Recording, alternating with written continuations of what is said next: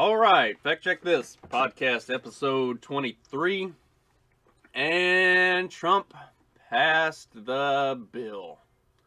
So I talked about on a live Facebook feed on Wednesday, I believe it was, all of the ridiculous, wasteful spending that's going into the. So it's, and this was a great fact checker that popped up on some of this stuff with the COVID spending bill, or the COVID stimulus relief bill, whatever you want to call it. So there was a lot of stuff that was getting talked about with the $10 million for Pakistani gender studies and all of the insane foreign aid and everything else that was being outlined as just totally ridiculous in the spending bill. And the fact checkers were popping in to say that that stuff was not part of the COVID relief bill, that was part of the government omnibus spending bill. But when they put them together and brought them both forward to be passed together, that kind of negates that argument. Like, at that point, they are one and the same, because they have been lumped together and brought to the House, to the House and then to the Senate, effectively as one bill. Like, they can't pass the COVID stimulus and not pass the spending bill. So at that point, it doesn't matter. Like, there's no, you're arguing semantics that are completely useless, because the whole thing is one. It is either pass or fail for the entirety of the thing. And the reason they did that, because they are just dirty, shady pieces of shit. The reason they lumped the whole thing together is so that it all has to get passed, basically. Like, nobody in sound mind who is concerned about being reelected is going to vote against a stimulus bill when that stimulus goes to help the American people who have been destroyed by the government locking us down for the past 10 months now. And the ones who actually have balls, and the ones who actually have some principle about them, did vote against it. There were very, very few. It was like, I think all of the House Republicans voted against it, and 2 House Democrats. It was, I believe it was Rashida Tlaib and Tulsi Gabbard. And then, like, for all of AOC's posturing about how terrible it was, she still voted for it in the end. So, that was all bullshit, basically. And then Rand Paul and a handful of others. There were like 6 or 8 senators who voted against it in the Senate. So you get to see which ones actually have principle and have any level of character whatsoever. If I'm being completely honest, it was a higher percentage than what I would have expected, but nonetheless, it's not very many. And then the thing goes to Trump, and he spends a week grandstanding about how he's going to veto it and he won't sign it and blah, blah, blah, blah, blah. And then he signed it. And I swear to God, if I get tagged in another post talking about how Trump is going to use the Impoundment Control Act on this bill, I'm going to roll up a constitution and smack you on the nose and tell you you're a bad boy. The Impoundment Control Act doesn't mean a fucking thing. It is completely useless. It is Trump's way of being able to grandstand a little bit more and say, oh, look, I'm standing against them. I'm telling them that they did this bad thing and that they need to fix it. When in reality, the act doesn't do anything. Like, there's no, it's all bark but no bite. There's no teeth to the Impoundment Control Act. Like, it doesn't allow the president to go through a bill and cut out the things that he doesn't like.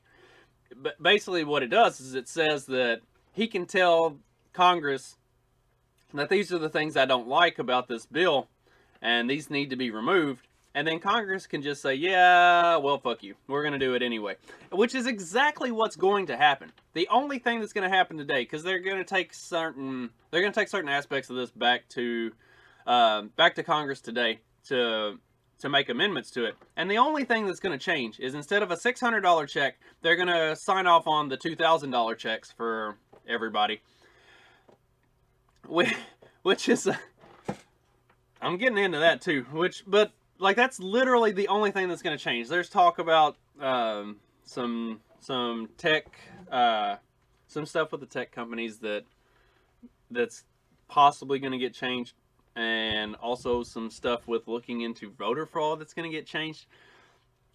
Nothing's happening with any of that. All right, like they're gonna approve $2,000 instead of $600. And nothing else meaningful is actually going to happen. And if anything does meaningfully come out of this, I will come back and say I was wrong. But at this point, I would be really surprised if I turn out to be wrong. So, like, the hell of it is, I need a Trump supporter to come on here and talk with me. Because pretty much everybody I've talked to at this point, when I do the interviews and stuff, like, we all started relatively conservative and then shifted away from the party as the Republicans sort of proved themselves to not actually stand for any of the things that we support or want out of, our government. And I have talked to a couple who have had some more liberal leanings as well.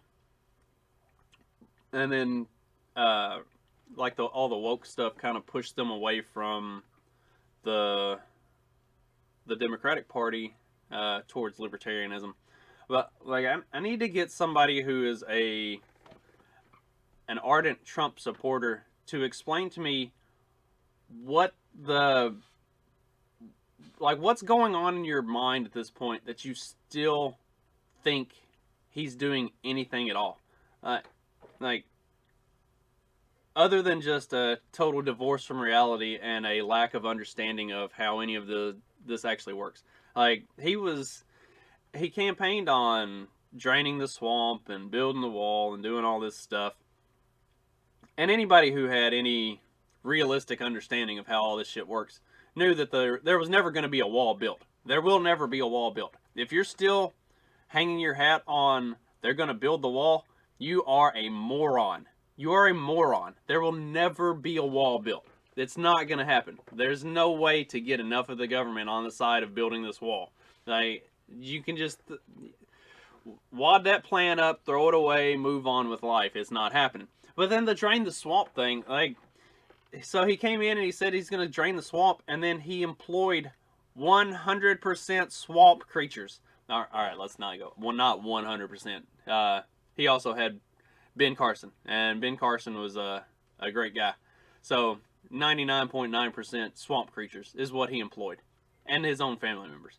And nothing changed. Like, if nothing else has come out of it, the people that he put in place actively worked against him and are on record saying that they actively worked against him.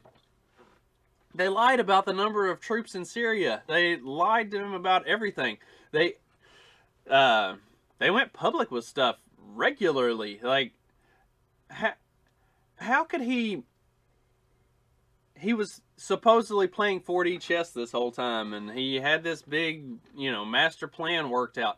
He didn't have a fucking plan for anything. Like, this whole presidency, I have supported certain things that Trump has done because they were at least not bad. And more often than not, I supported some of the things that he did not because of what it was that he did being good, but more because the way the left overreacted and blew the whole thing out of proportion and just went absolutely batshit crazy about stuff was so bad. So I'm still struggling to figure out, like, what it is that he's going to change. Like, yes, the only good thing that's come out of this is he kind of blew the top on a lot of the cathedral type stuff. Like, you really got to see a very over the top look at how biased the mainstream media, Hollywood, even professional sports, like it really should have been a huge red pill moment for a lot of people on a lot of how just corrupt the system is and how deep the corruption in the system goes. But outside of that, like, what has Trump accomplished at all? Like, the tax cuts, I'm not going to complain about taxes being cut, but the tax cuts only serve to, and then dropping inflation rates, or not dropping inflation rates, dropping interest rates, and the tax cuts and dropping interest rates, it has helped to boost the economy. But what we've really gotten is this economy that's propped up on a bubble of nothing, and the the spending has been out of control while the tax cuts and interest rates have been dropped. So it's created this big bubble of nothingness that the economy is resting on, and eventually that bubble is going to pop. Like, you can't just keep blowing air into it ad infinitum without any negative impact. So eventually that bubble is going to pop, and there is literally nothing holding it up. And we are off the gold standard. Like, all of our paper money, it's just that. It's worth the paper that it's printed on and very little else. And with the way that the government spending and just rapidly pumping more and more money into the system without anything backing it, especially in 2020 where nothing is being produced. Like, there's not even physical goods being produced to back this. Like, there is nothing holding this thing up. So when it pops, it is going to be a massive collapse. Like, it is going to be economy and state ending collapse. If people haven't figured that out by now, I don't know what the fuck you're looking at. You don't understand how economics works at all in any way, shape, form, or fashion. And if you read anything by Paul Krugman or look at The Hill or like any of these supposed like economic experts that base all of their economics off of Keynesian magic math, then I can understand why you don't understand it. But if you look at like real economic, how this stuff works, it's about to be a catastrophic failure. And the only thing Trump did through that is push that along a little bit faster. So, like, I need somebody to explain to me how you can still cling to this man's coattails and think that he is doing anything. Because if nothing else, between all of the supposed, like, he was going to pardon all these people. He didn't pardon anybody but his friends. He pardoned people who were actually criminals. Like, he pardoned legitimate criminals, people who stole campaign funds and who did some really shady, horrible shit. He pardoned those people. Julian Assange and Edward Snowden and everybody else who revealed the secrets of the state, that the state was being the illegal activities of the state, the people who didn't actually do anything illegal, they are still fugitives of the state because he didn't pardon any of them. Like, they did nothing wrong but expose that the state was doing stuff illegally, and now they are fugitives, and none of them got pardoned. So, like, that's a kick in the teeth. He didn't do anything to fix any of that. None of his pardons have meant shit. They've all been just people who were politically connected or connected to him in some way or supported him. And now he was supposed to veto or not sign this stimulus package. And guess what? He signed it. And he signed it with this act that means nothing. So that all of you can continue to tell yourselves that he's on the side of the American people when nothing he has done for the past 4 years has actually proven that he's on the side of anybody but Donald fucking Trump. And then on top of all of the disappointment of Trump basically just shitting the bed on not having any balls and passing the omnibus spending bill, then we've also got more and more and more and more reports coming out about COVID-19 and just how completely ass backwards and useless everything has been in the way the government has responded to and handled the entire situation. So there were a couple different reports that, if you follow me or the Lions of Liberty on Twitter, because I post all of this stuff to their Twitter as well as posting it to my Facebook and everything. Like there were a number of different reports that have come out recently that show just how ineffective basically all of this stuff has been. There's a big study that was done by Chinese, British, and Australian scientists, and if it wasn't for the fact that there were British and Australian scientists involved in it, I probably wouldn't give it any credibility whatsoever. Like if this was just something that was done by the Chinese government, I would have 1,000,000% rejected as having any credibility because, because honestly, can we trust anything that comes out of China, like, ever? Probably not.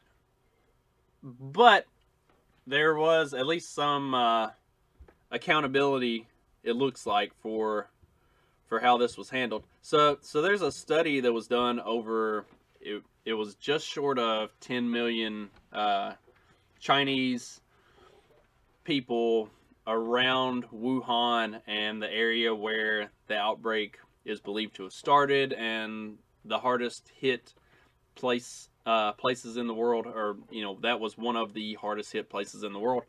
And so they looked at asymptomatic spread, and basically what they came up with, without going into all of the nitty-gritty details of the study, basically what it came up with was there was absolutely no indication of asymptomatic spread whatsoever.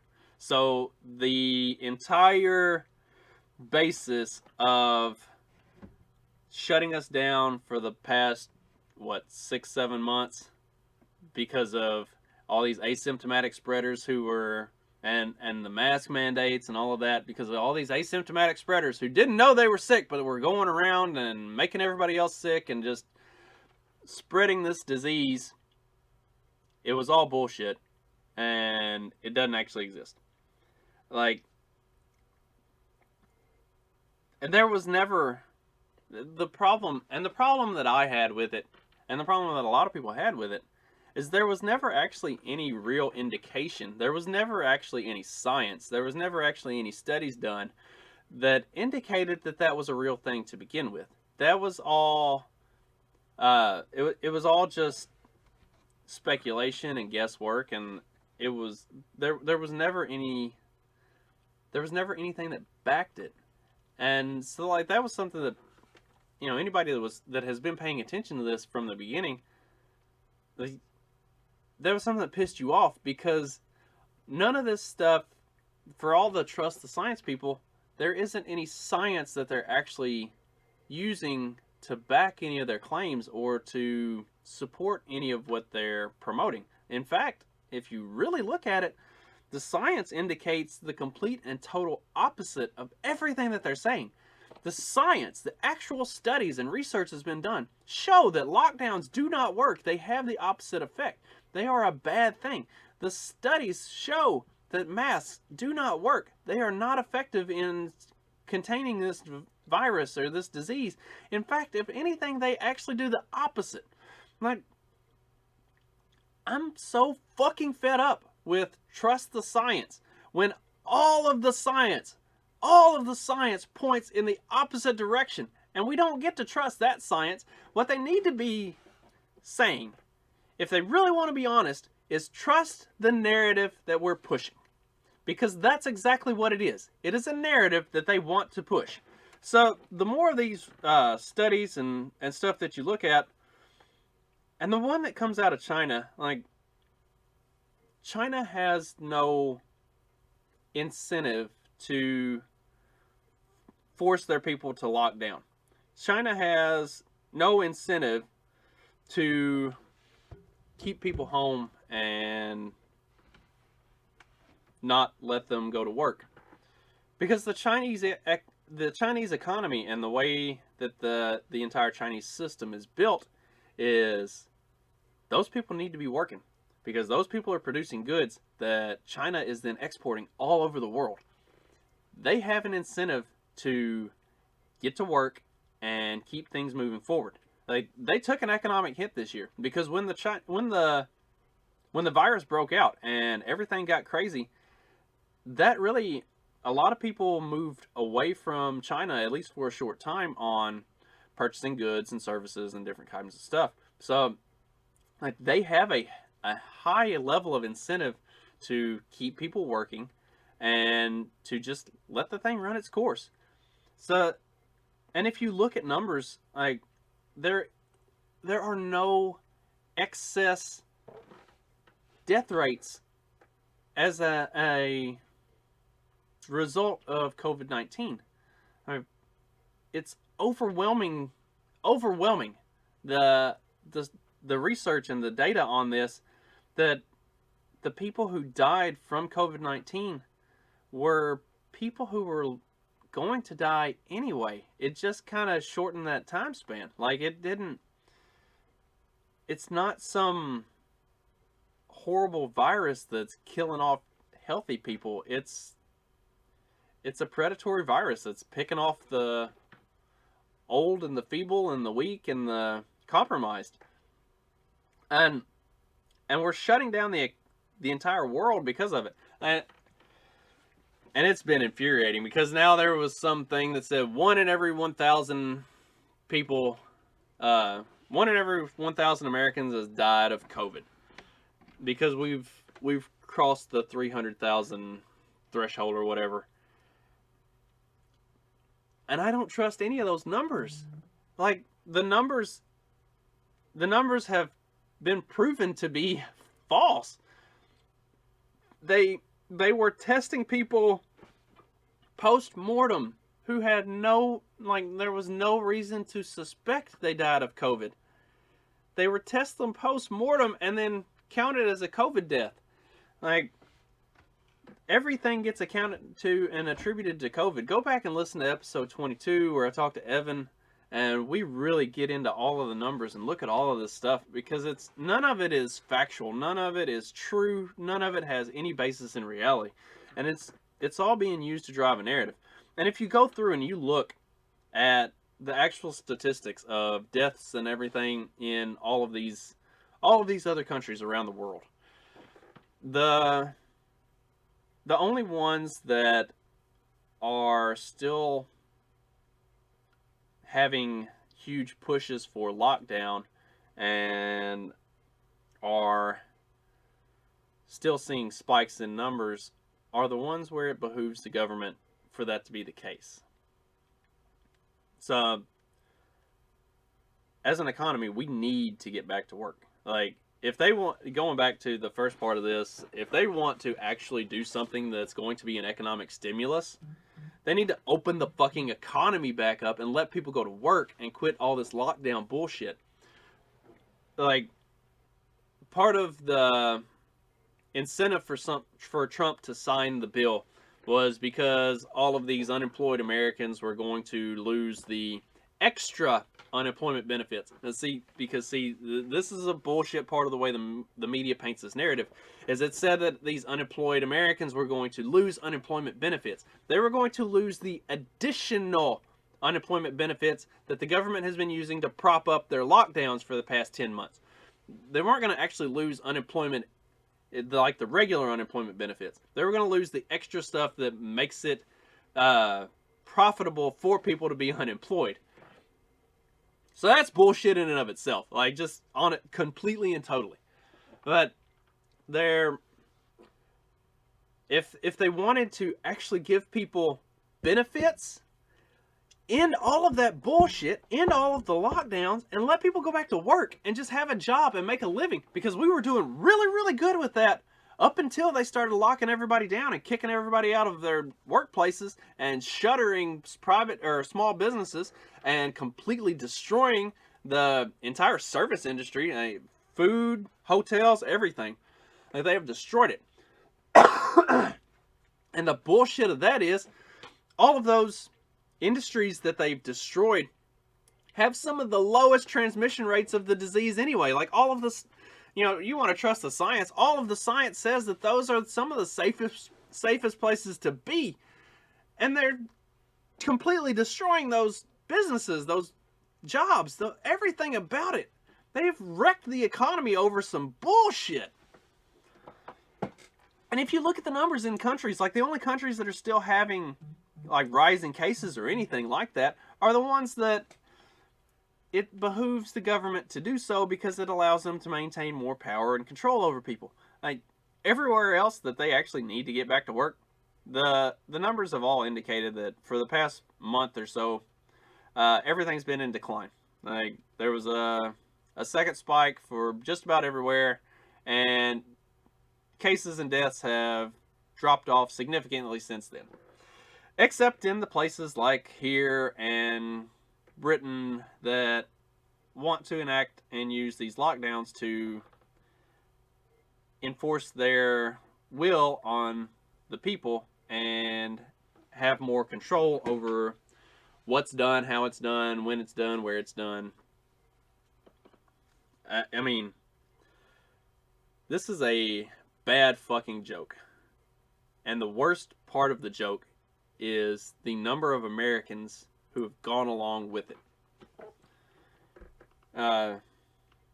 We just celebrated, nobody celebrated it, but acknowledged the anniversary of Washington crossing the Delaware to attack the Hessians in Trenton on Christmas Day, which was a huge victory for the American army, and kind of was a turning point in the American Revolution. And we need to have a turning point in this war against the tyrants. We need to have something coming up soon where we cross the Delaware, we cross the Rubicon, we do whatever you want. We cross whatever the fucking imaginary line you want to call it is, or real actual line you want to call it. We need to cross it.